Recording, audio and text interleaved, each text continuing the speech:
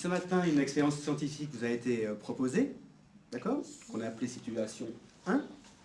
Est-ce que quelqu'un dans la classe peut nous rappeler en quelques mots quelle était cette situation, ce que vous avez observé, constaté, et les hypothèses émises par rapport à cette situation? Tu vas essayer, Alexis? Oui. Allez. Ce matin, on a fait une expérience.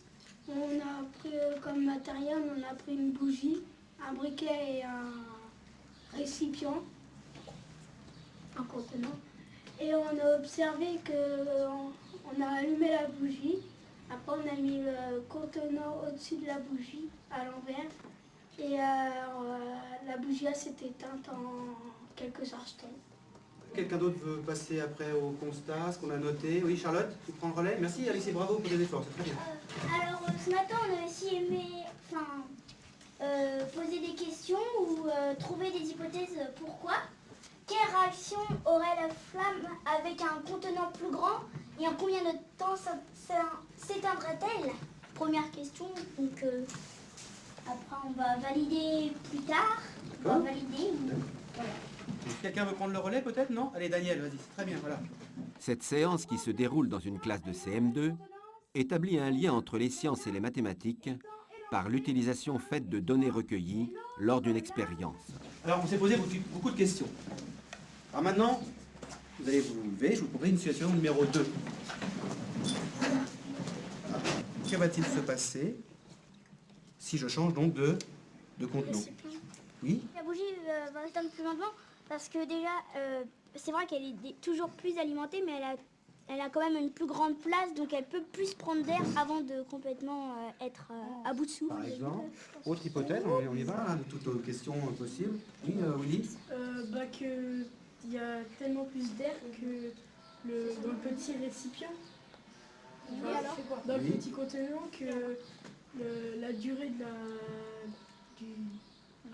la bougie va durer plus longtemps. Comment on va vérifier ça? Avec quels outils? Avec quels moyens? Comment on va s'y prendre? Et moi, ce que je vous propose, c'est maintenant, dans chaque groupe, vous réfléchissez, comment on va s'y prendre. D'accord? Comment on peut prouver ça? Comment on peut faire la démonstration? Et puis après, eh bien, ensemble, eh bien, on va vérifier si ça fonctionne. D'accord? On réfléchit? Prouver. D'accord? Oui. Alors on va allumer la bougie et on va la faire, on va la retourner un contenant pour éteindre la bougie. On va mesurer le temps que met la bougie à s'éteindre et ensuite on va voir lequel contenant a le plus d'air. Bon, par exemple? Hypothèse 1. Vu que le contenant est plus grand, la bougie peut s'alimenter plus longtemps car il y a plus d'oxygène. Hypothèse 2. La bougie fera une grande flamme dans le contenant. Si on veut là prouver quelque chose, comment on va s'y prendre? Ou autrement dit, qu'est-ce que ça met en relation là dans cette phrase-là? Qu'est-ce qui est important? Ce qui semble important? Certains l'ont trouvé d'ailleurs. De quoi parle-t-on dans cette phrase-là? Oui? De la flamme. Combien de temps Alors, donc de quelle notion? de la réaction de la flamme, enfin comment ça va se passer, comment la flamme va Oui, évoluer. d'accord. Le temps et... Donc là, il y a peut-être une question de temps, hein, c'est peut-être ça qui va bouger. Et puis, l'alimentation de la flamme, d'oxygène, enfin l'alimentation. donc là, l'hypothèse, c'est certainement que plus le bocal va être grand, plus... D'accord. C'est bien ça, hein? On peut tout d'abord chronométrer la bougie dans le plus petit récipient et chronométrer la bougie dans le plus grand récipient. Les bougies qui sont à la même hauteur de nez. Pour savoir si le gros, il y a la même distance, enfin il y a la même quantité d'oxygène dans les deux parts. Est-ce qu'on ne pourrait pas commencer par mesurer peut-être déjà le temps que met la bougie? Voilà, c'est bien ce que vous avez dit, en fonction de la taille du récipient. D'accord? Alors attends, on va faire un petit tableau rapide.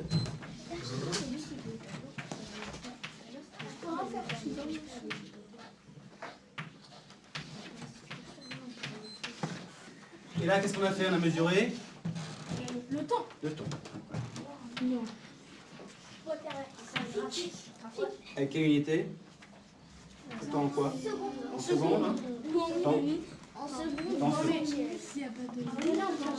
Allez, vous êtes prêts? Oui. De toute façon, c'est seulement quand je mets le... On va la laisser. Bon. 1, 2, 3. Laisse passer les 30.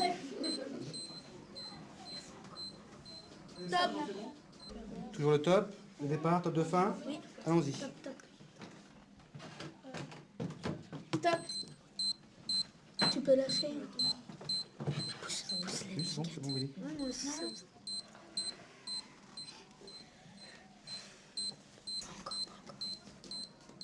Là. Alexis Pile. Mais il n'y a personne qui a dit stop. Pile.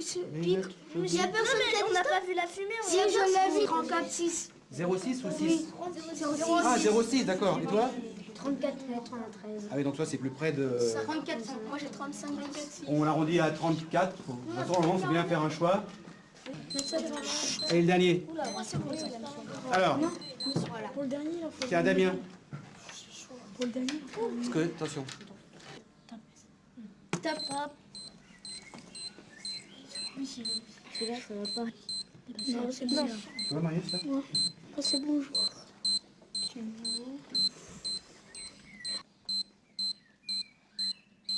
Top. Oui. Top, exactement en même temps qu'il a fait. 99. Donc presque 44. 43, 64. On prend un 44. Oui, 43, 78. Maintenant, on a bien montré que plus le contenant est grand, Plus ça met du temps à... d'accord. Le temps, on l'a mesuré, donc on a été précis. Maintenant qu'on dit plus le contenant est grand, cette notion-là, est-ce que vous en pensez? Est-ce qu'elle est précise, cette notion-là? Non. Alors qu'est-ce qu'on pourrait faire maintenant, peut-être? Leur taille, Alors. mesurer leur taille. Alors comment mesurer, là? Comment on s'y prend? Avec une Oui. Je me souviens plus si c'est le rayon ou le diamètre pour... Le rayon. Pour la... Oui. Mais qu'est-ce que tu veux mesurer, là, donc? on Mais- mesure la hauteur et puis la... Oui, mais Sur... est-ce qu'on sait faire ça? Ah oui, Alors, qu'est-ce qu'on pourrait peut-être utiliser dans tous nos outils, ce qu'on sait, nos connaissances, pour mesurer les différentes tailles, entre guillemets, hein, de ces contenants? Avec un bécher, Comment ça, avec un bécher? on met de l'eau dedans jusqu'à Oui. jusqu'à rabord Oui. et puis après on mesure avec le Donc bécher. on mesure quoi, en fait? On mesure la contenance. On sait faire ça ou pas? Oui. Bah alors, ça faisait ça? En place. Peut-être.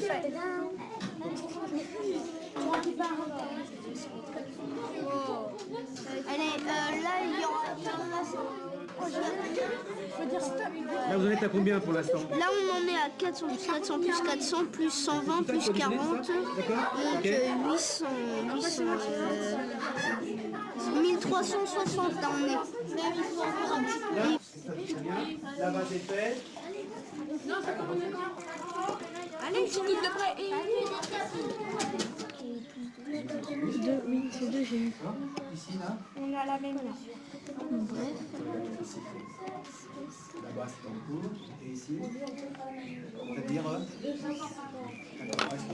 C2, donc, on vous écoute. C2. 250 millilitres. On n'a pas besoin. Oui, tout à fait. Ensuite, 130 millilitres. Ouais, 130. donc ici 1380. J'ai mis ça, ça. Donc c'est quoi? C'est 5. C'est 5? Oui. Ouais. 570. Ah bah oui, j'avais oublié plus de cas, ça fait bien 700. On se recentre un petit peu, venez voir. Regardons, si vous me le permettez, un instant, le résultat du travail engagé. On a bien ici un ensemble de données, d'accord? Ok. Ici, l'évaluation du temps sur les différents contenants, et ici, de leur contenance, d'accord? Quand on observe ce tableau, est-ce qu'il n'y a pas une remarque qui vous vient à l'esprit par rapport à la question initiale? Oui, monsieur Marius. Je trouve que c'est équitable. Alors, qu'est-ce qui est équitable, là, Marius? Bah, le temps que la bougie reste dans le contenant, Et ça, tu... selon l'envergure du contenant. Oui, et si on va plus loin, quand on regarde tout le tableau, monsieur Tom? Plus la contenance est grande et plus le temps est grand aussi. Plus la taille des contenants sont grands. Comment on pourrait reformuler ça? Plus le bocal est grand, plus ça dure longtemps. Plus le temps que la la flamme s'éteint, dure plus longtemps. Plus la contenance des bocaux sont grandes et plus le temps est grand. D'accord? C'est clair? Ouais. Bien. Une fois qu'on a cet ensemble de données numériques là, qu'est-ce qu'on peut en faire maintenant? Anaïs? On peut le mettre en graphique. En schématisant. Et en graphique, on sait faire ça ou pas? Bah oui. Qu'est-ce qu'on pourrait faire? On pourrait le faire en bas. En plus, on a... Alors en bas, Oh non. sur la... Oui, d'accord. Ou soit de courbe? Oui, la courbe, elle va pas être régulière, mais elle va monter. Mais... Oui, elle va faire. Et à ton avis, elle va pas être régulière? Non, non, Ouais. non, Non? non, à mon avis, non. Pas les mêmes mots. Alors ben, on va essayer avec un graphique ou pas? Oui.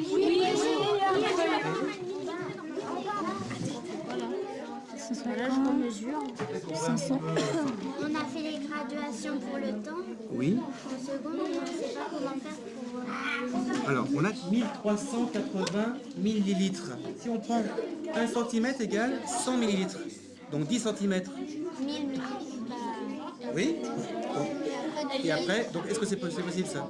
Oui. Donc tu sépares là, tu marques par exemple là, 100 millilitres, puis au deuxième 200, d'accord? Essaie de repérer après. Est-ce que c'est bien ou pas? D'accord? Laissez faire ça ensemble? Alors comment partager tout ça?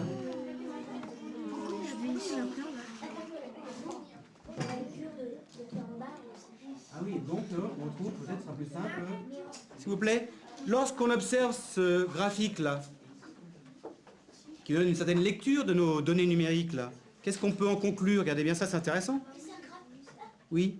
Que c'est un graphique proportionnel? Non, un graphique non. Oui. Régulier. Oui, donc il y a effectivement, entre le temps et la contenance, il y a bien un lien, d'accord? Donc là, c'est, on peut dire à peu près. À peu près. C'est une ligne. Oui, c'est quasi linéaire, donc il y a une situation de proportionnalité, d'accord? Ok? Ma femme m'a offert un beau vase de 1000 millilitres. Et moi, je voudrais savoir si je mets une bougie, d'accord?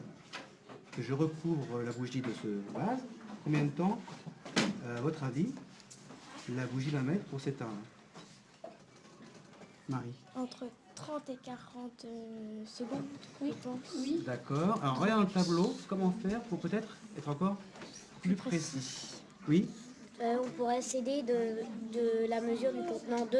Comme c'est 250, on multiplie les deux mesures par 4. Et donc, ça donnerait? Ça fait 32. Est-ce que ça fonctionne? Bon. Vous êtes d'accord? Si vous avez ce problème-là, 1000 millilitres, c'est bien 4 fois 250 millilitres. Donc, je multiplie par 4 le temps. Donc, on a fait un travail qui est à la fois précis et qui mériterait peut-être encore Peut-être une validation supplémentaire. Ouais. D'accord? Ça vous va ça? Je crois que les enfants ont eu un grand plaisir d'être dans l'action, de faire les choses eux-mêmes, de manipuler, de travailler à la fois en petits groupes, en grands groupes, individuellement, de mettre en jeu toutes ces compétences qui, pour eux, va leur donner du sens. On a pu observer là, manifestement, que certains enfants, qui sont vraiment en difficulté, ont trouvé du plaisir, ont été actifs, et ont pris même des initiatives, ont été même parfois meneurs.